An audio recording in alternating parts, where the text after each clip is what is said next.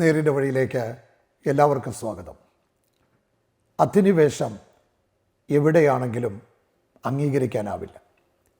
എന്തിൻ്റെ പേരിലാണെങ്കിലും ആർക്ക് വേണ്ടിയിട്ടാണെങ്കിലും അധിനിവേശത്തിൻ്റെ കയ്പുനീര് കുടിക്കേണ്ടി വരുന്നത് സാധാരണക്കാരായ ജനങ്ങളാണ്. പക്ഷേ അധിനിവേശത്തിനെതിരെ പോരാടി നിൽക്കണമെന്നൊക്കെ നമ്മൾ വാശി പിടിക്കുമ്പോഴും എല്ലാവർക്കും അതിന് സാധിക്കണമെന്ന് നിർബന്ധമില്ല.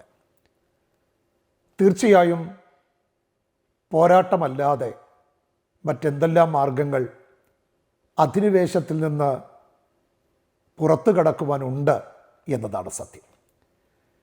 വളരെ മനോഹരമായ, അപ്പോൾ തന്നെ ചിന്തനീയമായ ഒരു സംഭവം വായിച്ചിട്ടുണ്ട്.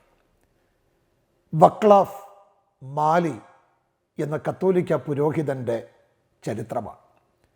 1981 പ്രാഗ് എന്ന് പറയുന്ന സ്ഥലത്ത് സുവിശേഷം പ്രസംഗിച്ചതിൻ്റെ പേരിൽ സബ്വേ ടോയ്ലറ്റ് വൃത്തിയാക്കുവാൻ നിയുക്തനായ ഒരു പുരോഹിതനായിരുന്നു വക്ലാഫ് മാലി.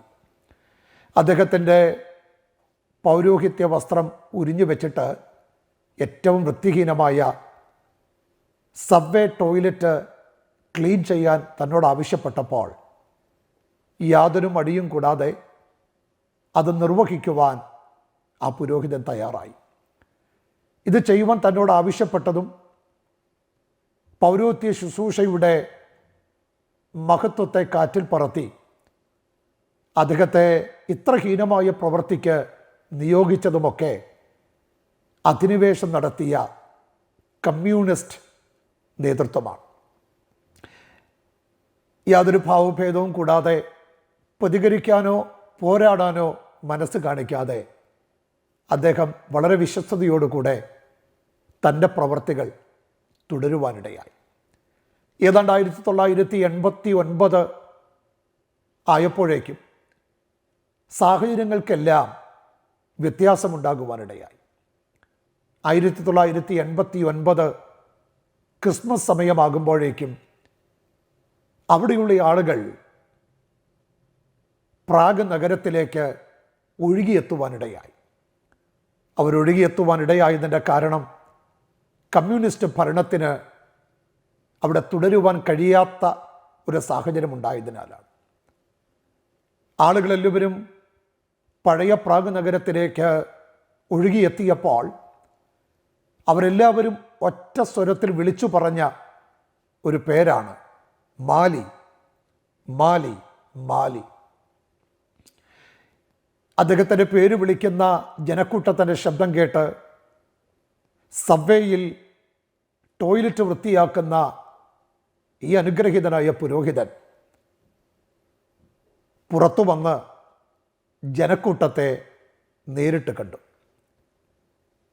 ആ ജനക്കൂട്ടത്തെയും കൊണ്ട് പുരാതനമായ പ്രാഗ് നഗരത്തിൻ്റെ ഒരു മൂലയ്ക്ക് അന്ന് ഒരു കുർബാന അർപ്പിക്കുവാൻ അദ്ദേഹം തയ്യാറായി. ന്യൂയോർക്ക് ടൈംസ് എഴുതുന്നത് ഏതാണ്ട് 8 ലക്ഷത്തോളം ആളുകൾ അതിൽ പങ്കെടുക്കേണ്ടതിന് ആ പുരാതനമായ നഗരത്തിലേക്ക് ഒഴുകിയെത്തിയെന്നാണ്. തീർച്ചയായും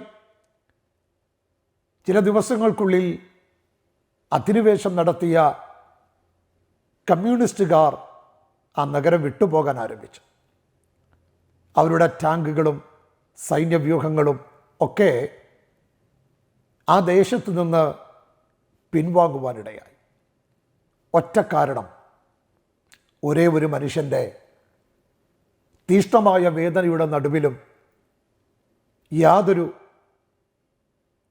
പോരാട്ടത്തിനും തയ്യാറാകാതെ ക്ഷമിക്കുവാൻ അദ്ദേഹം കാണിച്ച മനസ്സ്. അന്ന് അദ്ദേഹം നടത്തിയ കുർബാനയിൽ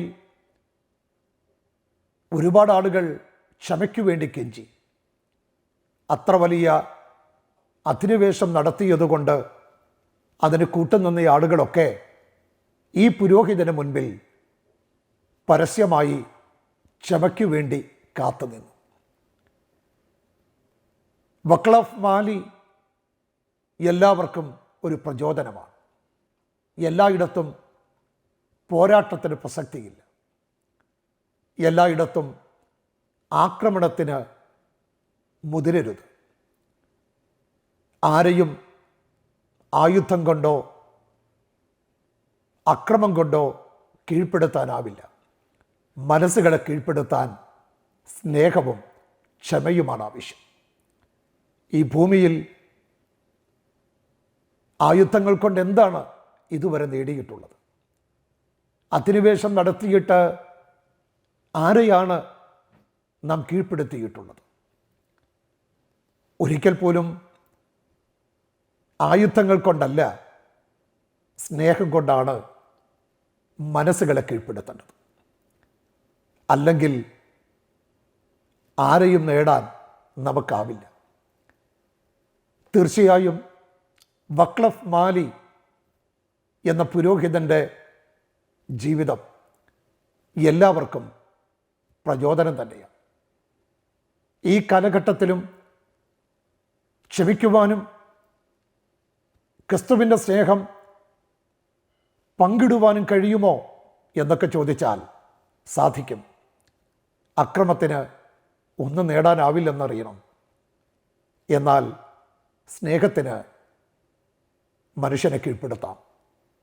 ക്ഷമയ്ക്ക് ആളുകളെ മാറ്റിയെടുക്കാൻ പറ്റും. അങ്ങനെയുള്ള ഒരു ജീവിതത്തിന് വേണ്ടി നമുക്ക് തയ്യാറാകാൻ കഴിയുമെങ്കിൽ സ്വപ്നതുല്യമായ മാറ്റങ്ങൾ ഇന്നത്തെ ലോകത്തിൽ സംഭവിക്കുമെന്നത് തീർച്ചയാണ്.